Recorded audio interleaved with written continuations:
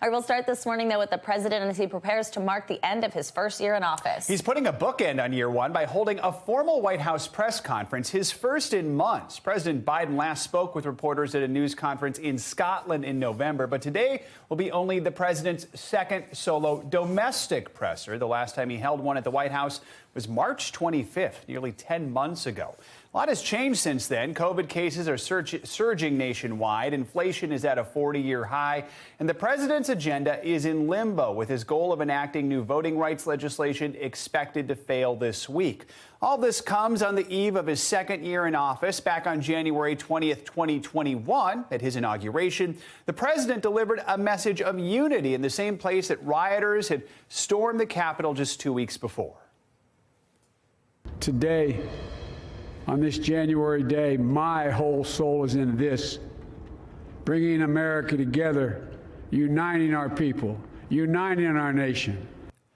But what will the president's message be today with a plummeting approval rating and setbacks to his own agenda? NBC News is learning the White House is looking for a reset. NBC News White House correspondent Mike Memoli joins us now with more on this. So, Mike, what is the main message that President Biden will try to deliver today, knowing he's going to be facing some tough questions from the press corps?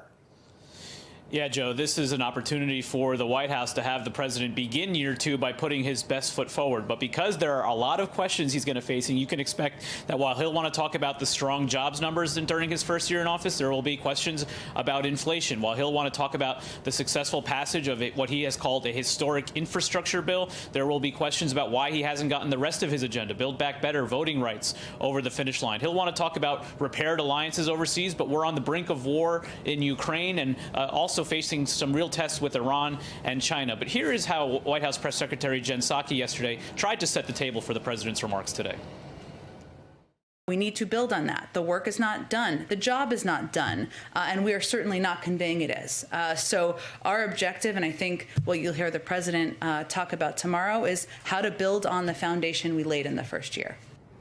And I'm glad you played the remarks from the president's inaugural address, because one of his core promises that he made the American people was to unite the American people. The country, though, as divided as ever. And as we start 2022, I'm going to predict that there will be questions about 2024. The president has repeatedly said he plans to run for re-election, but just about every chance he gets, we get an opportunity to ask the question. We're going to ask him about his own future political plans, even though the focus this year on the midterm elections. I think the main question is who is going to ask that question. Let's talk about approval ratings. According to Gallup, President Biden's first-year average approval rating was 48.9%. Now, this ranked lower than many other presidents in their first years. It was, though, higher than his predecessor, former President Trump. Of course, right now, his approval is at its lowest point. So after a year filled with multiple setbacks, as you've reported, Mike, he wants to reset. What does that look like in year two?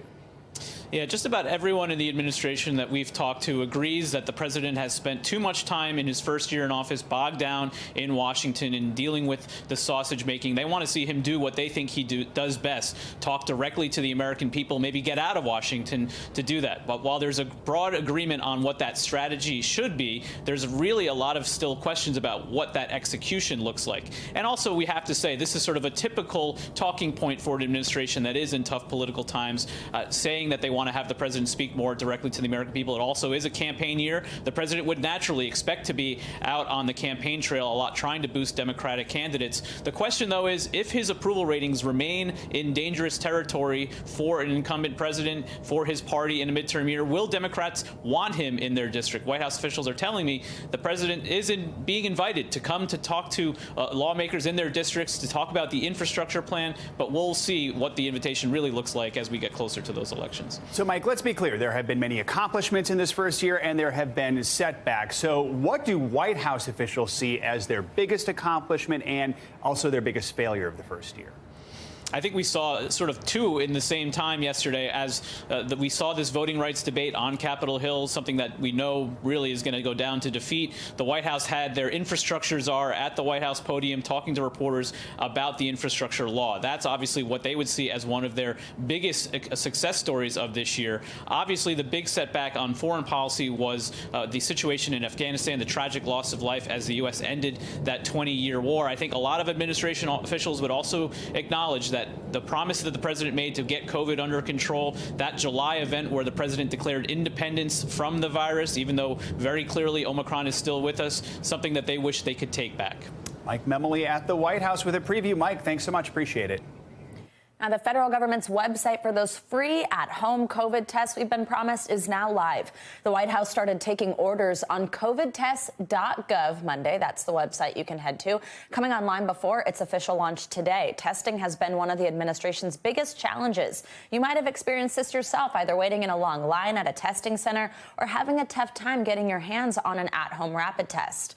Let's now bring in NBC News medical contributor Dr. Uche Blackstock. She's also the CEO and founder of Advancing Health Equity. Dr. Blackstock, good to have you with us. Let's start by getting your reaction to the launch of the COVID test website. We're also learning this morning about a push to distribute a lot of N95 masks. So in your mind, is this all happening too late, or do you think it can still have a big impact? Good morning, Joe and Savannah. Thank you for having me. This is, I think, a changing point in how this pandemic is managed. I would say better late than never. The fact that these rapid tests and masks will be free and accessible to most Americans is really a key change in how the pandemic has been managed by this White House so far. I'm glad that they've listened to the medical community, the public health community about the importance of giving access to the American public to these tests and these masks. They're critical in keeping communities safe. And so I think this is a good sign. And I hope that we can see more changes like this in the coming months, because I think it will help prepare us for the next surge. We should note the news that came out of the White House this morning. It is going to send out 400 million masks that are going to be available to help fight Omicron. Yeah, now let's talk about classrooms, doctor. I mean, they've become this breeding ground for the virus, like anywhere where people are in close contact, and especially in classrooms where a lot of kids can't be vaccinated yet. An online tracker actually shows that more than 6,200 U.S. schools were actively disrupted by Omicron last week. What's your advice to parents who are worried, either way about keeping their kids in school and keeping them safe? Maybe they're too young to get vaccinated, but also the mental health ramifications of them being home. I know it's a very challenging position for parents like myself to be in. The issue is that schools are not inherently safe. And so I think it's important for parents to be aware of what their schools are offering. Do their schools have mask mandates? Do they keep students in small classrooms cramped together, or do they space them out? Or do they have other ways like air ventilation, air purifiers available to keep it safe? Are they going to use those multiple layers that we know of mitigation that we know are really key to keeping schools safe? I think ultimately it comes up to an individual risk calculation. Do parents feel their kids are safe at school? Do the children have an underlying medical problem? And so while I think it's so critically important to keep schools open and to minimize disruption, we have to make sure we're employing all of those strategies. And then ultimately parents have to make a decision based on what is available at their schools and what, and what are their children's specific situation. Dr. Blackstock, we also want to ask you a viewer question, something we've been doing all week. Mitchell from Maryland writes, I spray a little Lysol on paper towel and gently wipe the inside and outside of the N95 mask. I let it sit for a day or two before using it again. Is that safe? Is it a good or bad practice? What would you say? Right. So I know people have a lot of questions about how to clean a N95 mask. I would say don't do that. Please don't use Lysol or any other cleaning product on an N95 mask. The best way to clean it is to put it in a paper bag and to set it aside for about 2 to 3 days. Wetting it with water or cleaning substance can really damage the integrity of the mask and also be a danger to you sort of inhaling that chemical substance. So I would say, please don't do that. Just keep it in a paper bag for 2 or 3 days, and that should do the job. Sorry, Mitchell, but at least we got your answer for you. Exactly. And that was inventive. I'll give it to him. At least he was trying to clean it. Right. Mitchell in Maryland. Thank you for watching. Thank you for asking your question. Dr. Uche Blackstock, thank you for that answer and for joining us as always. And if you have a question for one of our doctors, please let us know. They're ready to answer your questions. Email us at morningnewsnow@NBCUNI.com. We love reading your questions. Thank you to those of you who have sent them in so far. And please do let us know if you want to stay anonymous. This morning, we are covering a couple big challenges for former President Trump and his inner circle. The House committee investigating the January 6th attack has subpoenaed 4 of Trump's lawyers, including Rudy Giuliani. The committee is accusing them of spreading misinformation and trying to overturn the results of the 2020 election. NBC News Capitol Hill correspondent Ali Vitale joins us now. So, Ali, good morning. Walk us through what these subpoenas, what we know about them so far, and what does it tell us about this House investigation and now that they're looking into former President Trump's own legal team? Yeah, well, Joe, it speaks to another prong of this investigation as we see them come into 2022, trying to tie up the loose ends, trying to get more answers, and eventually enter a more public phase where we're going to see public hearings and more of the information that they've been gathering at this point behind closed doors. What these 4 subpoenas do, and the 4 people who are being subpoenaed here are Rudy Giuliani, as you mentioned, but also Sidney Powell, Jenna Ellis, and Boris Epshteyn. These were many of the people that you saw in the waning days after the election, going around the country, mounting those legal challenges that were then cast out of all of the swing state courts, and then continuing to promote unsupported claims of election fraud. That's exactly why Chairman Benny Thompson says they are subpoenaing these individuals. A part of the statement that Thompson released yesterday says the 4 individuals subpoenaed yesterday advanced unsupported theories about election fraud, pushed efforts to overturn the election results, or were in direct contact with the former president about attempts to stop the counting of electoral votes. One of the things that's going to be really important here is several of the people who were subpoenaed here were at an alleged meeting at the Willard Hotel. There are questions about whether or not the former president was in contact with those people at the hotel, but the point of their conversation during that time was how they could overturn the election results on January 6th and around that time as the electors were supposed to be certified in Congress. That's certainly one of the things the committee is going to try to get at here. So, Ali, have any of these Trump allies responded to the subpoenas, and what are the odds any of them will cooperate with the committee's investigation? I love the way you put it that way. What are the odds? Because we know how many of these Trump allies have said that they are not going to cooperate with this committee. At the same time, though, the committee has gotten cooperation from several others. So in this instance, because some of them are very high profile, I'm thinking of people specifically like Rudy Giuliani, we've seen the more high profile people here tend to not cooperate or only cooperate halfway in a way that the committee wasn't necessarily pleased with. It's unclear whether or not that's going to happen, but there's an interesting twist here when you start subpoenaing the lawyers is they can start invoking attorney-client privilege. And Rudy Giuliani, for instance, that's what his lawyer is saying on his behalf to us. Giuliani's lawyer said it implicates executive and attorney-client privileges that belong to former President Trump. He then goes on to say that this is a grandstand theatrical political play because the committee cannot seriously think that they can subpoena 4 lawyers and actually obtain factual information in violation of the attorney-client privilege. That's going to complicate this round of subpoenas just a little bit more, Joe. And, Ali, we also learned yesterday from a CNN report that the House committee has subpoenaed phone records from 2 people in the former president's circle, his son, Eric Trump, and Kimberly Guilfoyle. What more can you tell us about that? Yeah, and CNN reporting this, NBC News not yet able to confirm, but Eric Trump himself lashing out against the committee and saying that it's a witch hunt and that he has nothing to hide.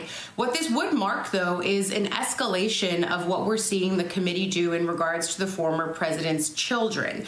In a round of subpoenas that came out in the last few weeks, we did see people like Kimberly Guilfoyle, who is not just an advisor and in the former president's orbit, but also someone who is engaged to one of his other sons, Donald Trump Jr. We saw Guilfoyle and Donald Trump Jr. named in other rounds of subpoenas in the last 2 weeks. It's likely, because all of the other people who were subpoenaed have already been subpoenaed, it's likely that this was the road that this was going to go down. So not necessarily surprising, but I think the one thing left unsaid here is now that we've seen subpoenas out for phone records for Eric Trump and Kimberly Guilfoyle reportedly, the next open question is whether or not that comes to encompass Donald Trump Jr. as well. Ali Vitale. Ali, thank you so much. And we've got more news impacting the former president breaking overnight. New York's Attorney General Letitia James is taking aim at the former president and members of his family. A court filing has revealed new details about the civil investigation into the Trump Organization's financial dealings. In a statement Tuesday, you can see here on your screen, James said her probe has uncovered, quote, significant evidence that suggests Donald Trump and the Trump Organization falsely and fraudulently valued multiple assets and misrepresented those values to financial institutions for economic benefit. Her office says she has not yet decided whether the evidence merits legal action. The Trump Organization did not immediately respond to a request for comment from NBC News. We've got NBC News investigations correspondent Tom Winter joining us for more on this. Tom, good morning. So walk us through some of these allegations and findings by the New York Attorney General. I just mentioned she hasn't decided whether this merits legal action, but how serious is this? Well, it's serious from a civil standpoint, so it's important to remember that this is a civil investigation that's going on parallel to a criminal investigation that's being primarily led by the Manhattan District Attorney now, Alvin Bragg, in an investigation that the AG's office is heavily involved in. So when we look at these allegations from a civil standpoint, they could be potentially serious, and we have a couple to review. Namely, James points out that certain things were misled, such as the size of Trump's triplex, his Trump Tower penthouse. It says in the plans it's just approximately 10,000 square feet. For several years, they said that it was 30,000 square feet. Well, what does that mean? It means that the value was inflated from approximately $100 million to $300 million. How they processed the valuations, failing to use a standard valuation techniques. Now, what I may value something, Savannah, could be different than the way that you value something. But there are certain techniques and methods and processes that you would use so that we could get to some sort of common ground when it comes to valuing properties, as well as the involvement of outside professionals. Were they really outsiders, or do they have some sort of a gain to be made by valuing properties certain ways? I think another key component of this, Savannah, is the IRS component of it, which is, according to Trump's own accountants, easements at Trump National, Los Angeles, and the Seven Springs property in New York resulted in millions of dollars of tax benefits to Trump. So was there some sort of misrepresentation to the IRS that has a federal connotation as well? So certainly a number of things that they're looking at. And so, Tom, James is seeking a court order that would force Trump, Don Jr., and Ivanka to comply with this investigation. Where could this investigation go next? I mean, does this mean we will see compliance from them? Right. So the whole reason why we got this filing is because the Trump organization came forward and Trump's attorneys came forward and essentially said, look, you can't go after this testimony. We're in the middle of a criminal investigation. You're trying to get us to talk about this on a civil side. We have real potential criminal liability here. And so either cancel the whole thing altogether, or let's get through the criminal component, and then we'll talk about sitting and speaking with you on the civil side. That's why they got this full-throated response last night. The AG's office believed that they could respond with all of this detail, Savannah. Now it's going to be up to a judge to determine whether or not there's enough here to go forward. Typically in New York State, the benefit of the doubt goes to the Attorney General for getting this type of testimony. So we'll have to see exactly how the judge will rule. All right, Tom Winter, as always, thank you so much. Sure thing. Now, new this morning, AT&T and Verizon have flipped on their new 5G service nationwide, but it's not a complete rollout. The country's biggest wireless carriers have agreed to temporarily limit 5G around some airports. This deal was reached after airline CEOs and others raised safety concerns about the new 5G signal, potentially causing what they said could be, quote, catastrophic disruptions to airliners' navigation systems. Despite this agreement to limit the launch, this morning, airlines around the world have canceled flights or changed planes out of an abundance of caution. So here's a big, easy question. What is 5G, and what are the specific concerns airlines have? Here's NBC News Now anchor Hallie Jackson with some answers just as this system comes online. You've seen the commercials. Hi, Verizon launched the first 5G network. Cell phone companies offering you incredibly fast internet speeds with the promise of 5G. It's not complicated. AT&T 5G is fast, reliable, and secure. The technology is already out there. 5G smartphones have been on the market since 2019, and those faster speeds are already used in more than 40 countries around the world. So here at home, why are the phone companies in a standoff with airlines? It all comes down to the tech. 5G is part of a frequency range from roughly 3.7 to 4.2 gigahertz. Stick with us here. Experts call it the C-band on what's known as the radio frequency spectrum. It's part of the same spectrum that you find AM and FM radio and transportation communications. And that's why the FAA and airlines are sounding the alarm, saying the technology could interfere with a plane's altimeter, an instrument in the cockpit that tells pilots how close a plane is to the ground as it comes into land. Those cockpit altimeters use frequencies from 4.2 to 4.4 gigahertz. The initial 5G rollout will use up to 3.8 gigahertz. The FAA thinks those frequencies are just too close. But that's where a different government agency, the FCC, comes in. They manage these radio frequencies to make sure all of them can coexist, some with even smaller gaps between them. And they say they've already determined the launch of 5G here in the U.S. would be no problem for modern altimeters. Our thanks to Hallie Jackson for that report. And Verizon and AT&T did not announce which airports would be impacted by the limiting of the new 5G service. Obviously, a lot to follow there. Let's get a check on your morning news now. Weather. Bill Cairns is back with us today. Hi, Bill. Good morning. Hey, good morning. Great to see you guys. And it happens every year. People in Florida freak out when it gets cold, and they're not really built for it, I guess, is one way to put it. I lived there. I experienced it, and the houses aren't really built for it either. And so yesterday, some people are still wearing shorts, but temperatures dipped into the 50s in Miami, which by 50s is cold by Miami standards. The I-4 corridor from Tampa to Orlando had wind chills in the 30s, and Jacksonville, Florida, dipped down to 31 degrees. So the Florida chill was a big talker, at least in the Sunshine State. Do you want real cold, though? You have to go to the northern plains, and that's where we're taking it this morning. Another blast of winter. This is kind of the peak of winter. End of January, really the first week of February, typically is the coldest that we get, and it's not disappointing. I mean, it is frigid this morning in the northern plains. If you look at Bismarck and Fargo, all those typical cold spots this morning, it's pretty brutal. Negative 30, Bismarck is the leader this morning. International Falls, negative 22. Minneapolis is negative 20.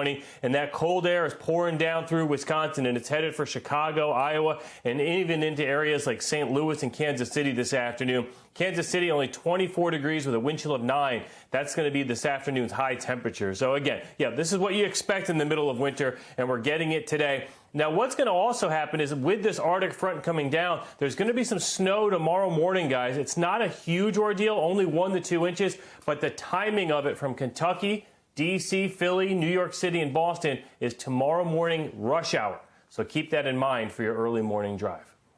Oh, all right. Lots going on, Bill. Thank you so much. Great to have you with us.